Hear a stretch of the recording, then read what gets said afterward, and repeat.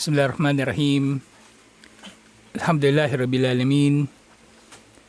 Salatu wassalamu ala syarfil anbiya'i wal mursalin.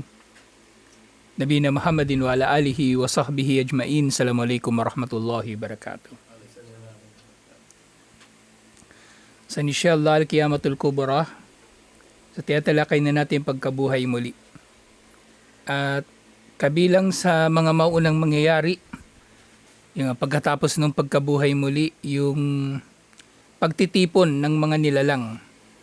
Sama-sama yung mga tao, jin, anghel, at kahit yung mga hayop katulad sa napagtibay. Sinabi ni Imam al-Qurtubi, yung wahak al-Qurtubi khilaf ahli al-ilm fi hashr al-bahaim warajjaha anna dhalika kainun.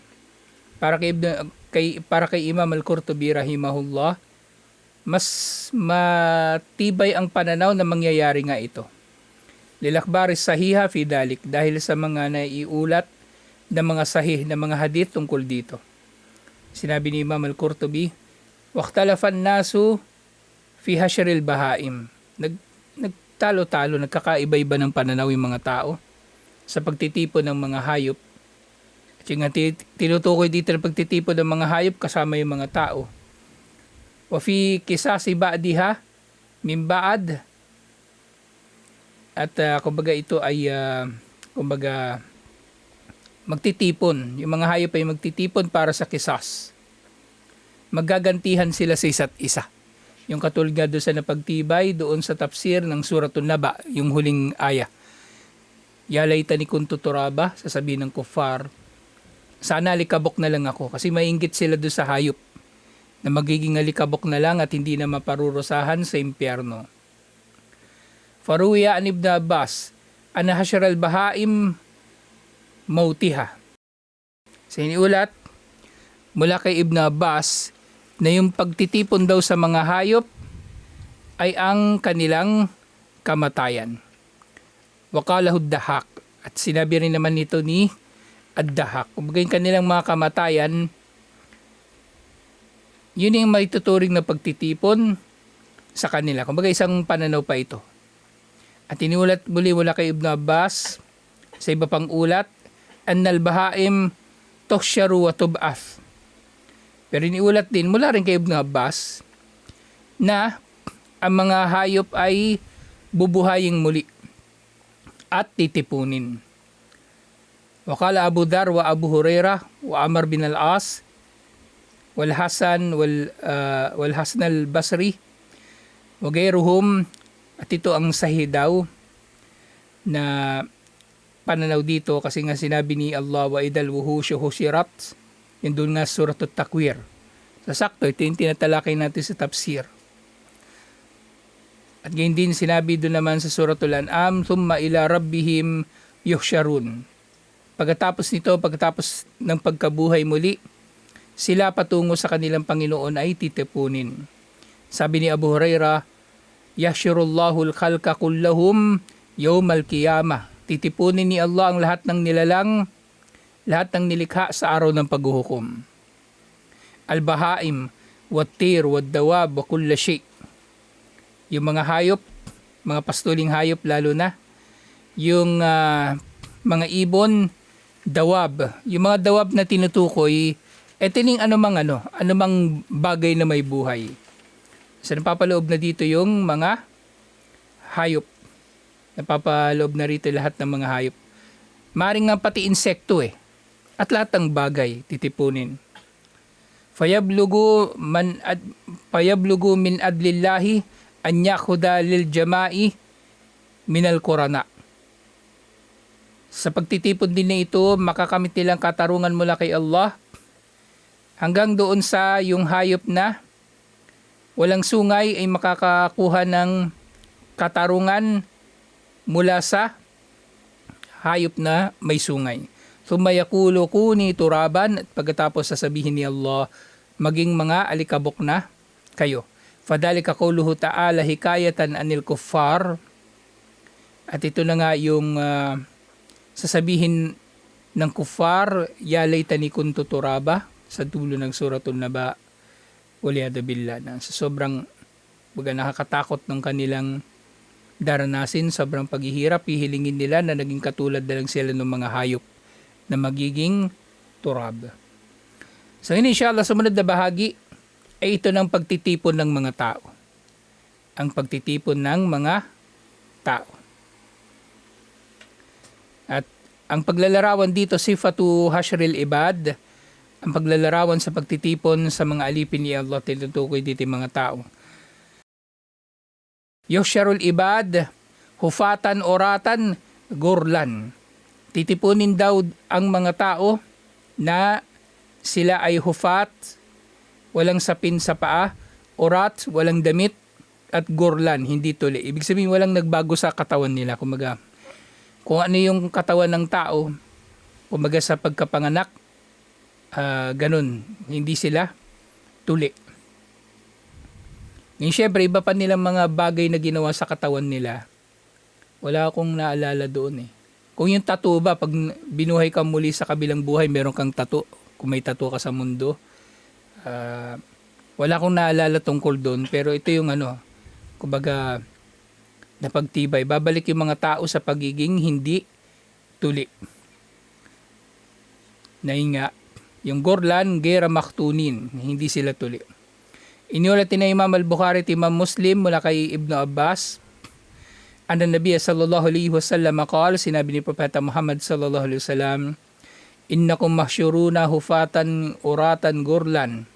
Tunay na kayo ay titipuning muli sa araw ng paghuhukom. Tunay na kayo titipunin sa araw ng paghuhukom na nakayapak, na nakahubad at hindi tuli. Summa kara'a, at binasa niya yung aya, kama bada na awwala khalkin nu'iduhu. Katulad ng kung paano namin sinimula ng unang paglikha, ay ibabalik namin ito. Ito yung dahilan kung bakit sila ay bubuhayin muli na hindi tuli. Kumbaga, ibinilit lang sila doon sa kanilang original na anyo nang sila ay nilikha. Kumbaga, inalis yung kung ano mang nagbago sa kanilang katawan. At yung pagtutuli ay pagbabago sa katawan na pinahintulutan naman, di ba? Pinahintulutan. Pero yung iba pang mga bagay, pagpapatato, pagbutas ng tenga, di ba? Para sa babae man o lalaki. At paglalagay ng kung ano-ano pa sa katawan. Bulitas. Wala akong naalala tungkol doon. Pero ito yung yung isa sa mga mangyayari. Babalik yung mga tao na hindi sila tuli. At ito yung dahilan. Kumbaga, babalik sila ni Allah sa anyo nila sa dati nilang pagkakalika. Pero syempre, pagharap ng tao doon, na sila ha? Nasa edad ng kung kailan sila namatay. Pero yun nga lang, hindi sila tuli. Bilang, kumbaga, pagpapanumbalik sa kanila doon sa simula ng kanilang pagkakalikha. Wa'dan alayna. Ito raw ay isang pangako ni Allah. Natutuparin niya. Nabubuhayin niyang muli, ibabalik niyang muli ang mga tao o yung mga nilikha, mga nilalang sa dati nilang anyo. Inna kunna fa'ilin. Tunay na kami ay gagawa nito. Tutuparin namin ito. Ngayon din, sa pang hadith, wa indahama sami'at Aisha Rasulullah sallallahu alaihi wasallam, nang narinig ni Aisha si Propeta Muhammad sallallahu alaihi wasallam, karugtong din pala ito ng hadith kanina. Nang narinig niya na yahsyurun nasa yawmal qiyamati hufatan gurlan, hufatan uratan gurlan. Nang narinig niya na titipunin ni Allah ang mga tao sa araw ng paghuhukom na walang sapin sa paa, nakahubad at hindi tuli. Sabi niya, Ya Rasulullah, ar-rijalu wan nisa'u jami'an, ang mga lalaki ba't babae magkakasama, yanduru ba'duhum ila ba'd, di magtitinginan sila kapag magkakasama sila, di ba? So sabi ni Propeta Muhammad sallallahu alaihi wasallam, Ya Aisha, o Aisha, al-amru asyaddu min an yandura ba'duhum ila ba'd. Masyadong matindi ang mangyayari sa araw na yon para tingnan pa ng tao ang isa't isa. Hindi mo na magagawang tingnan pa yung katabi mo. Kahit artista pa yung katabi mo na kilalang maganda dito sa mundo, hindi mo na mapapansin yun. Hindi mo na papansinin yun. Kahit crush mo pa yun dito sa mundo, kaklase mo nung grade 10, hindi mo na papansinin yun na siya pala yun. Hindi mo na yun papansinin. Poproblemahin mo na lang yung sarili mo. Wakad jaa fi ba'din nusus anna kulla insanin yub'atu fi thiyabihi allati mata fiha. Gandi na iulit sa iba pang mga hadith. Nang tao raw ay bubuhaying muli na suot-suot niya ang anumang suot niya na kinamatayan niya. Kinamatayan niya. Hindi niya suot yung yung puting tela. Dahil kumbaga nilibing siya, di ba? Balot siya sa puting tela. Yung tawag doon sa yung bangkay na nakabalot sa puting tela sa Indonesia at sa Malaysia, yung pochong. Ginagawa nilang katatakutan yun eh. Palagi yung pagka may horror, madalas meron gano'n yung pochong. Minsan tumatalon-talon pa yun eh. Naglalakbay pa yun. Yung pochong.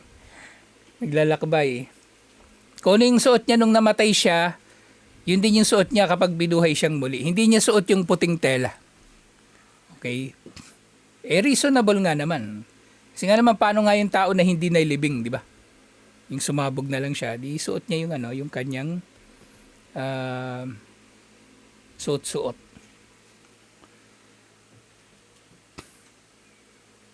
Siya binanggit dito, iniulat ito ni na Abu Dawud, Ibn Hibban at Al-Hakim mula kay Abu Sa'id Al-Khudri radhiyallahu anhu annahu lamma hadarahul maut da'a bithiyabin judud. Nang mamatay na raw si Abu Sa'id Al-Khudri, nagpakuha siya ng bagong damit. Falabisaha at isinuot niya ito. Thumma qala at sinabi niya, sami'tu Rasulullah sallallahu alaihi wasallam yaqul, narinig ko si Propeta Muhammad sallallahu alaihi wasallam na nagsabi, innal mayyita yub'athu fi thiyabihi allati yamutu fiha. Tunay na ang patay ay bubuhaying muli sa damit na suot niya nang siya'y mamatay o damit na kinamatayan niya. Kumbaga dito, di ba, nagpakuha pa si Abu Sa'id Al-Khudri. Di ba, isipin natin, ano pang saysay na papakuha siya ng bagong damit, di ba? So, maaring gusto niyang harapin si Allah. Kumbaga pagkabuhay niyang muli, harapin niya si Allah na maayos naman yung itsura niya. Total magagawa naman niya, edi ginawa na niya. Inshallah. Total magagawa naman niya, edi ginawa na niya. Ito nga ay sahih ayon sa pamantayan ni na Imam Al-Bukhari at Imam Muslim, pero nag-ulat nito sina Abu Dawud. Alhamdulillah. So gusto niya na kumbaga magiging maayos yung itsura niya pagharap niya kay Allah, inshallah. So dito sa hadith na ito, ito nga rin yung yung nababanggit ni Imam Al-Dhahabi at kahit si Sheikh Nasiruddin Al-Albani, ito rin yung kanyang hatol sa hadith na ito. Kaya hindi si Imam Al-Bayhaqi. So kumbaga pinagtitibay na ganito nga ang mangyayari. Ngayon merong ilang mga usapin na napapaloob dito. So dito, wakad wafaka Al-Bayhaqi bayna hadal hadith wasabiquhu bi thalathati awjah. Si Imam Al-Bayhaqi, di ba, yung hadith kanina, bubuhayin daw muli yung tao na nakahubad. Pero bakit sabi ngayon dito sa hadith na ito, bubuhayin muli yung tao na suot yung damit na kanyang kinamatayan. So, pero si Abu Sa'id Al-Khudri, yun nga, maaaring hindi yung dahilan niya kaya pinanghawakan niya talaga din yung hadith na yun. Pero kung titingnan natin, magkakaroon ng contradiction, di ba? Pero may ito yung paraan para ma-reconcile ito. Sabi ni Imam Al-Bayhaqi. Una, yung damit, annaha tabla ba'da qiyamihim min kuburihim. So yung damit na ito ay kumbaga mawawala matapos na sila'y buhaying muli mula sa kanilang mga libingan. Kumbaga sa pagtayo nila, nandun yung damit pero kumbaga O pagkabuhay muli nila, nandun yung damit, pero pagtayo nila, mawawala yung damit. Faida wafa'u al-mawqif yakununa uratan. Kapag tumayo na sila doon sa lugar na pagtitipunan nila sa araw ng paghuhukom, yung pagtitipunan natin sa araw ng paghuhukom, nakahubad na sila. Pero pagkabuhay nila, kumbaga meron silang damit. Thumma yalbisuna min thiyabil jannati. Pagkatapos ito, syempre kung papasok na sila sa paraiso, ipapasuot na sa kanila yung mga damit ng mga tao sa paraiso.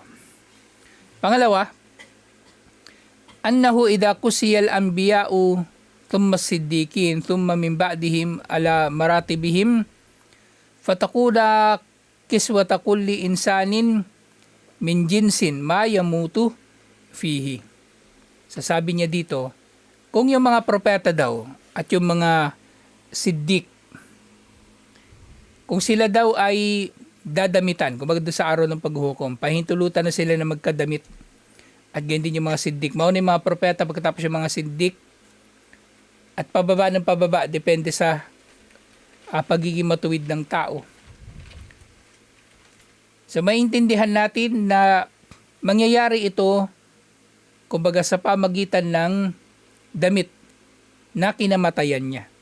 Kumbaga unang pahintulutan sa kanila na maging damit nila, yung damit na kinamatayan nila. Thumma idha dakalul jannata labisu min thiyabil janna. Pero kapag papasok na sila sa paraiso, susuotin nila yung mga damit nila sa paraiso.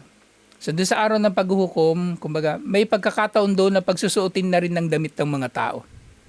Uunahin na pagdamitin yung mga propeta, tapos yung mga siddiq, tapos yung mga syuhada at iba pa. At ang damit na susuotin nila, ito. Yung kung ano man ang kanilang kinamatayan na damit. At pangatlo, annal murada bithiyabi hahuna al-a'mal. Pero syempre, maaari ring mangangahulugan na ang damit na ito ay figurative. Hindi literal. Hindi literal, bagos ang tinutukoy dito yung mga gawain ng tao. Ay yub'athu fi a'malihi allati mata fiha min khairin aw syarrin. So kung ang ibig sabihin ng damit na ito, nabubuhayang muli ang tao, dahil nabubuhay muli ang tao na suot niya ito dahil ito yung kinamatayan niya. Kung tinutukoy dito yung mga gawain, so ibig sabihin, kung kinamatayan niya mabuti, bubuhayin siyang muli na kumbaga dala-dala yung mabuti na ito. Husnul khatimah, magandang kamatayan. Pero kung kinamatayan niya yung masama, di su'ul khatimah, sa ganung kalagayan din siya, bubuhayin muli. Yung katulad na sinabi ni Allah, walibasut taqwa, dalika khairun. At ang damit ng takwa, yaon ang pinakamainam. Ito yung nababanggit Suratul A'raf, verse 26. At gayon din, wa thiyabaka fatahhir. At ang iyong mga damit ay gawing dalisay. So maaaring ibang mga scholar yung pagkakaunawa nila dito sa thiyab na ito, yung mga gawain na gagawing dalisay. Pero karagdagan pa rito, istashhada al-Bayhaqi ala hadal jawab al-akhir bi hadith al-A'mash. Si A'mash may iniulat siya na hadith na ginawa pang dalil ni Imam al-Bayhaqi mula kay Abu Sufyan radiyallahu anhu, mula kay Jabir. Sinabi ni Propeta Muhammad sallallahu alaihi wasallam, yub'athu kullu abdin ala ma mata alayhi. Bubuhayin muli ang mga tao na suot ang damit na kanilang kinamatayan. Na dito, wa hadith Jabir hada rawahu Muslim fi sahihihi. Iniulat ito ni Imam Muslim, itong hadith na ito ni Jabir. Wala yufkahu min anna al-abda yub'athu fi thiyabihi allati kuffina fiha o mata fiha. Pero itong hadith na ito, kumbaga kapag tinatalakay ito ng mga scholar, hindi ito inuunawa kumbaga na damit na kumbaga bubuhayin siyang muli na suot-suot niya. Ang damit dito ay hindi yung damit na ibinalot sa kanya nang siya ay inilibing o yung kinamatayan niya. Wa inna ma yub'athu alal halil lati mata alayha minal imani wal kufri. Pero yung damit na ito ay inuunawa ng ilang mga nagpapaliwanag dito na ito ay ang kalagayan niya sa kanyang kamatayan kung siya man ay nasa kalagayan ng iman o kufur na kumbaga parang damit. Yan nga, kung namatay siya sa kufur, edi katulad siya na ang kanyang suot-suot ay kufur, kumbaga, at bubuhayin siyang muli sa kufur. Kung namatay siya sa iman, katulad siya nakasuot ng iman at bubuhayin siya sa iman, inshallah. At ganyan din, kung siya ba ay namatay sa yakin at syak, katiyakan o pagdududa. Kama yub'athu alal amali alladhi kana ya'maluhu inda mautihi. Sa katulad naman din kung paanong maaring bubuhayin muli ang tao ayon sa gawain na ginagawa niya nang siya ay namatay. Gumagawa ba siya ng mabuti o gumagawa ba siya ng masama? Kasi may epekto yun lahat eh. Yun nga yung, kaya yung khatimah, kumbaga pinapanalangin natin palagi kay Allah na biyayaan tayo ng husnul khatimah, magandang kamatayan. Kasi may epekto sa atin yung dulo ng ating buhay. Kaya di ba yung ilang beses na banggit sa Quran, wala tamutun na illa wa antum muslimun. Wag na wag kayong mamamatay, liban na lang na kayo mga Muslim. Ang lahat ng ito, yadullu ala hada ma rawahu Muslim fi sahihi. Lahat ng ito ay tumutukoy o kumbaga pinagkunan nito yung iniulat ni Imam Muslim sa kanyang hadith na sahih. Again, mula rin kay Abdullah bin Omar radiyallahu anhuma, sami'tu Rasulullah sallallahu alaihi wasallam, narinig daw niya, aradallahu biqawmin adaban. Nais daw sana ni Allah na parusahan ang isang nasyon. Kung nais niyang gawin ito, asabal adabu man kana fihim. Na kung nanaisin niya, ipaparating niya ang parusa na ito sa sino man sa kanila, sa lahat sa kanila. Thumma ba'athu ala a'malihim. Kumbaga, yung parusa na yung darating sa lahat, sa bawat isa sa kanila, pero bubuhayin muli sila ng kanya-kanya ayon sa kung anong kanilang kanya-kanyang gawa. Sa baring dito, halimbawa, example, gugunawin tayo dito, papatayin tayo ni Allah sama-sama, sabay-sabay. Pero syempre, sa araw ng paghuhukom, hindi naman tayo magiging pare-pareho ng kalagayan. So katulad lamang din na parang, kumbaga binuhay tayong muli, nasuot natin yung ating mga damit na magkakaiba. Katulad ng paano nagkakaiba-iba yung damit natin, ganun din, magkakaiba-iba yung pagkabuhay sa atin, sa araw ng paghuhukom, ayon sa ating antas ng pananampalataya, ayon sa ating mga gawain, at iba pa. Faladi yamutu wa huwa muhrimun yub'athu yawmal qiyamati mulabbiyan. So ganun din may kinalaman sa usapin. Yung tao raw na namatay na muhrim, yung nasa kalagayan ng ihram, nag-hajj o nag-umrah, kapag binuhay siyang muli ni Allah, bubuhayin siyang muli ni Allah na nagtatalbiyah. Yung nagsasabi ng labbaik Allahumma labbaik. Iniwalat ni Imam al-Bukhari at Imam Muslim, gaydi si Imam Ahmad mula kay Abdullah bin Abbas radiyallahu anhuma, inna rajulan kana ma'an nabi sallallahu alaihi wasallam fa waqasathu naqatuhu. Minsan ay meron daw kasama si Propeta Muhammad sallallahu alaihi wasallam. Maring magkasama sila sa Hajj o sa Umrah, at kumbaga nalaglag siya doon sa kanyang sinasakyan na camel. Nalaglag siya at kumbaga na pinsala yung kanyang spine o yung kanyang leeg at yung kanyang kinamatayan. Wa huwa muhrimun famata. Siya ay nasa kalagayan pa rin ng ihram at namatay. Sasabi ni Propeta Muhammad sallallahu alaihi wasallam, igsuluhu bimain wa sidrin.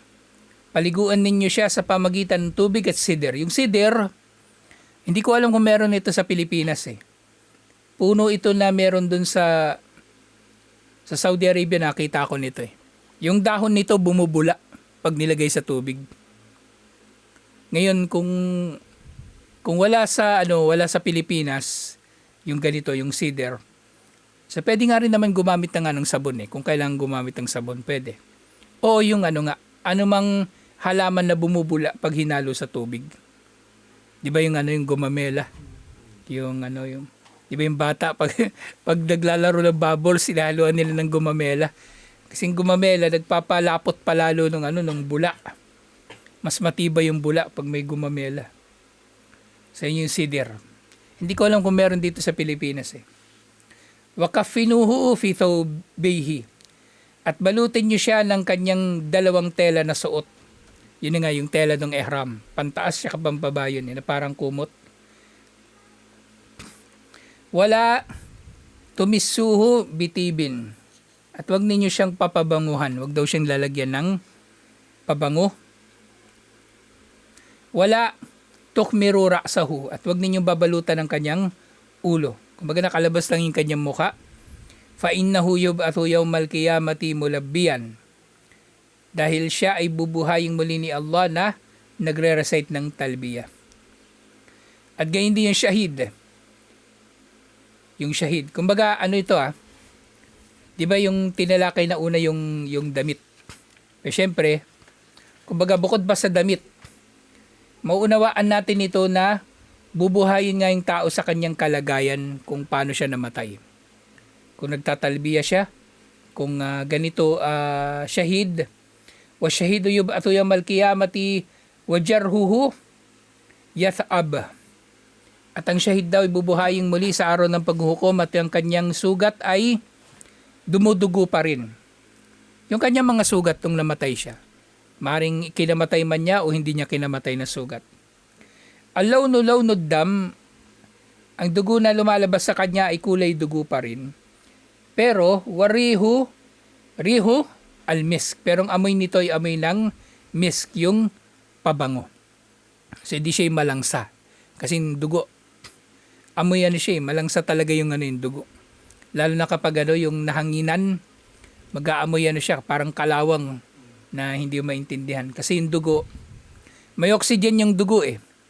So kapag na-expose siya sa oxygen lalo, magkakaroon ng oxidation, yun yung dahilan, nagiging amoy kalawang. Wa min hunaka istahabba talqinul mayyit la ilaha illallah. At mula rin sa mga hadith na ito, kumbaga, nabubuhayang muli ang tao sa kanyang kalagayan kung paano siyang namatay. Sunnah ang talqin sa namatay. Yung talqin, yung hihimukin siya na magsabi ng la ilaha illallah. Naghihingalo na, di ba? Sabihin mo ng la ilaha illallah. Nakita ko nito sa sa Saudi, may nadisgrasya. Higpit kasi nga doon, di ba? Hindi mo pwede pakialaman. Tatakbo mo sa ospital, di pwede. Kaya ginagawa na lang ng mga tao, habang nandun sila, hinintay nila yung ambulansya o pulis o ano paman. Kaya paalalahanan nila yung mga tao na magsabi ng la ilaha illallah. Hindi nila yung kakilala. Sabihin lang nila ng la ilaha illallah. So ito ay sunnah. La'allahu yamutu alat tauhid. So maaring mamamatay siya sa tauhid. Kahit sino pa yun, kahit hindi mo kilala. At actually basta nakikilalang Muslim. Kasi maaring mamatay pa rin siya sa tauhid, inshallah. Ngayon, kung Muslim na makasalanan, maaari pa rin maaari mo namang gawin pa rin, inshallah, sa kanya. Kahit Muslim na hindi nagsasala. Basta nakikilala na Muslim. Kasi yung habol mo rito kumbaga makagawa ka rin naman ng mabuti. Kumbaga. Tsaka sino ba tayo para maghatol din, di ba? Kasi maaring di ba, yung tao, maaring bihira magsala o pero nung mamatay, itatalkin natin. Kumbaga, kung ipagkakait natin sa kanya yun, kumbaga kumbaga mas mainam na huwag na natin ipagkait sa kanya yung ganon. So mainam din na payuhan siya na magla ilaha illallah, inshallah. Ngayon nga itong tao na ito, thumma yub'athu yawmal qiyamati natikan bihadihil kalima at tayyibat. Ang tao na ito, inshallah, kapag mamatay sa ganitong kalagayan, edi nire-recite niya rin inshallah ang ganitong pananalita, yung la ilaha illallah, alhamdulillah. So ito yung magiging kalagayan ng tao sa araw ng paghuhukom. Bubuhayin siyang muli ayon sa kung anong kanyang kinamatayan, alhamdulillah. So yung sunod na matatalakay, yung magiging damit na, kung meron man, magiging damit o susuot ng tao sa araw ng paghuhukom, inshallah. At yun nga, palalim na ng palalim yung usapin dito. Yung sunod daw usapin na dito, yung hashar o yung sahira, yung lugar kung saan matitipon ang mga nilalang. Alhamdulillah. Kung sa kung sa kuffar, malabo to, hindi malinaw eh. Kaya kung ano-ano na lang yung version nila ng araw ng paghuhukom eh. Yes, meron silang version, yung pagkamatay mo, pag nagkamalay ka, maraming ulap, tas may hagdan, may gate, pag-akit mo doon, andun San Pedro. Nandun San Pedro, may listahan. Magre-report ka sa kanya. Saan ba ako? Papasok ba ako dyan o bababa ako dito? Ibig sabihin sa paraiso, sa impyerno. Tiba-tiba pang version. Pero sa atin malinaw, alhamdulillah. Sa tutuloy ito, inshallah. Assalamualaikum warahmatullahi wabarakatuh.